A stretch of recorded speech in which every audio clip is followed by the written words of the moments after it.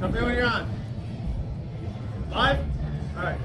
Hey, I'm Bobby Bush. I'm from Metro Spotlight. How you doing? I'm here with Kore Rozzik. I'm here with Kore. Alex, how you guys doing today? Good. Just had a kick-ass show. How you feeling, man? I feel really good about it. That was one of the better shows with no sleep.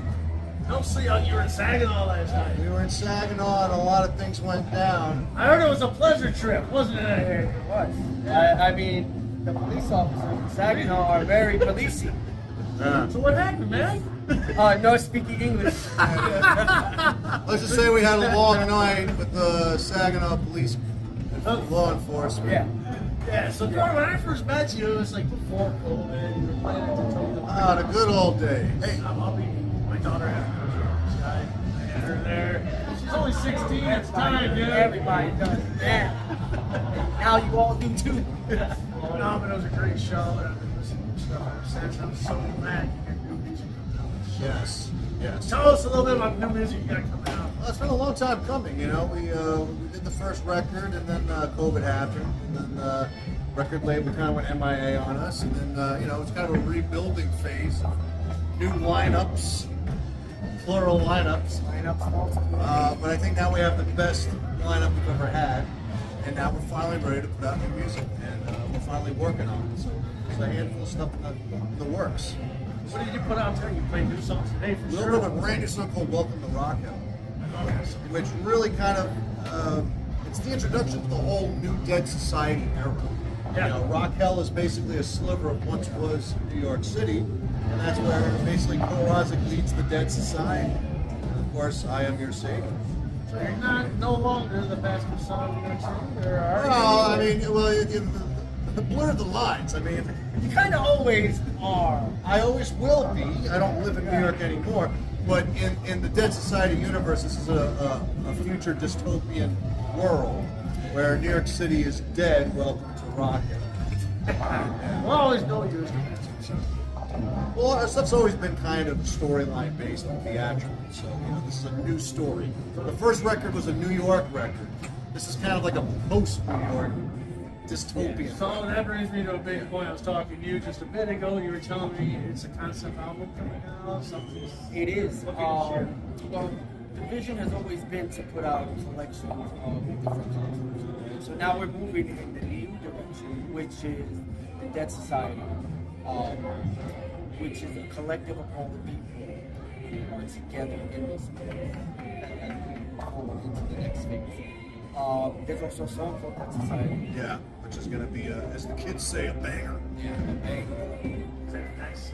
well, I'm poking It won't be the first single out, but it will be the name of the EP. And eventually, just like Vengeance Overdrive, it will eventually turn into an LP. So you'll get sneak peeks of the story with the EP, and then eventually the LP will come out and be full length. Let me ask you guys a question, dude. You guys went, you played with Ace freely. Did you play the whole tour? Big part of the tour with Ace? We've been out with Ace for about a year and a half now. Yeah. No dates right now, unfortunately, but we had a good run. we did. We got to go to a lot of different cities with it, and we kind of got to spread the culture of the society. And what's good is that we return, we have a lot of and helping us branch out and brand new. And what's great is the demographics because we have, you know, grandpas and like their grandkids. Yeah, They it's- just love us equally. It really is a family affair, Kore Rozzik show. I mean, there's father, son, daughter, sometimes after the shows too. I didn't say that. I was just giving him some shit with my kid. All right, but I will say this: when I was at the show with my kid, there was a lot of kids there. And you guys did a fucking great job connecting with every single age that was at that show. That was bad. It's important. I mean, we've had the privilege of somehow being a lot of younger kids' first shows. I don't know how, but we've just been really fortunate. Even like I think tonight was somebody's first rock show. Yeah. And that's important to us. It is. To set the example of what a show should be. It should be an experience. Your first rock show? My first rock show was, well, my first rock show was probably Bonnie Raitt with my family. But my first big rock show, ironically, More body rate. no, was was AC/DC in Madison Square Garden. That'd be badass. Yeah. But you know what's really good about seeing the kind of demographics that we reach and speaks towards the kind of music that we have. We try to stay as true influence as possible while still being original.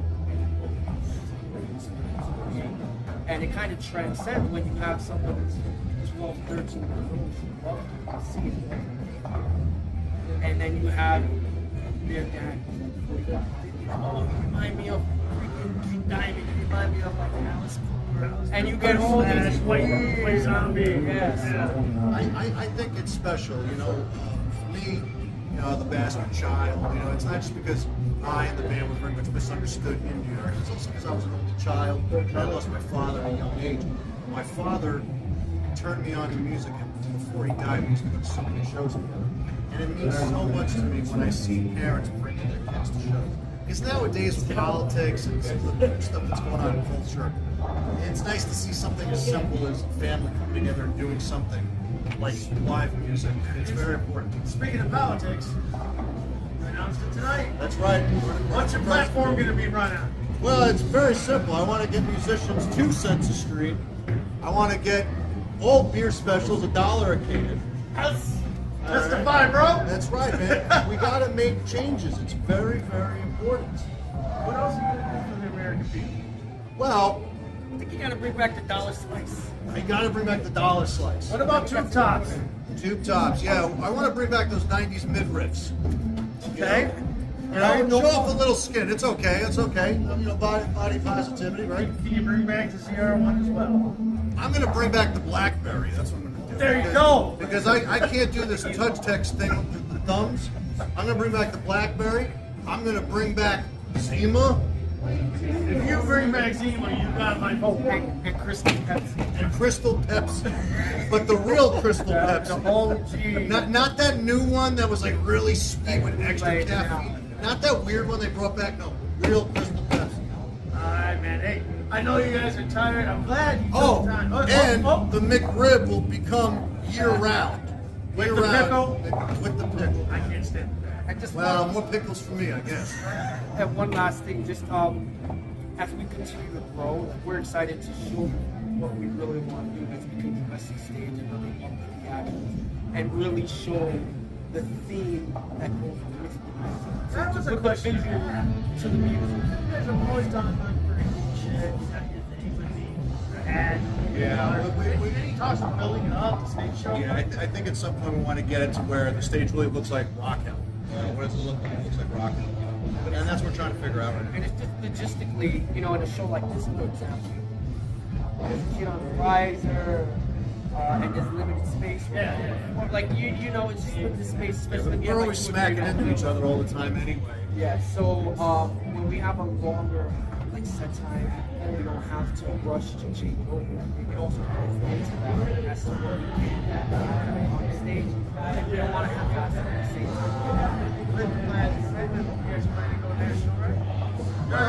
We're kind of low-key national-ish. We're taking that step. You know, ever since post-COVID, we do a lot of these smart weekends. We drive all day, and then we're some region, you know, Midwest or sort of South-ish, you know, we just bang it out real quick, go back home.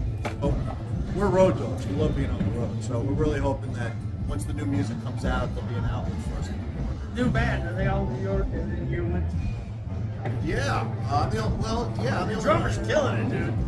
That drummer's badass. Yeah, they're all transplants, but he's originally from Miami. He lives in Queens, where I used to live, and Crowe's originally from New England. He's moved back there now.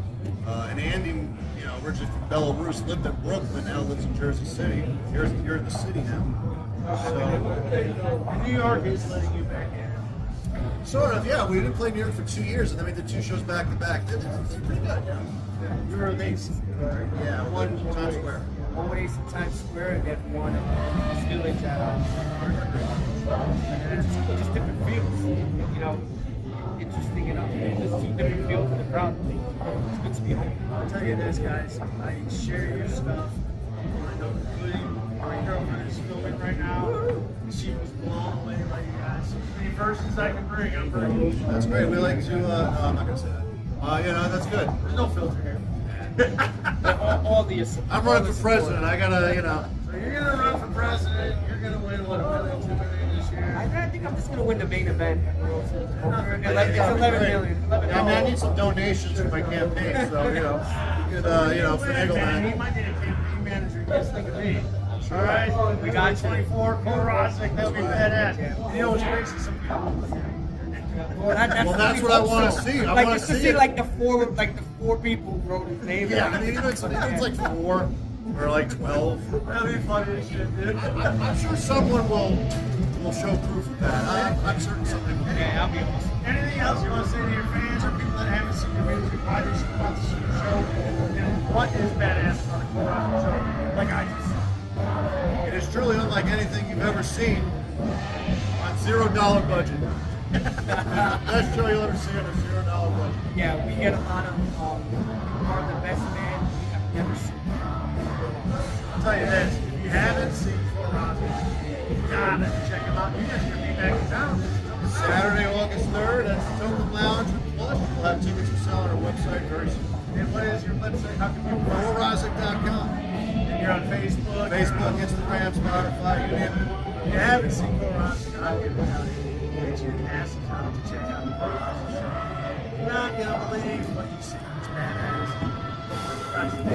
Hey, thanks, man. All right, Until August 3rd. till August 3rd, Kore Rozzik, All right, summertime, man. Metro Spotlight. Peace out. Later. Later.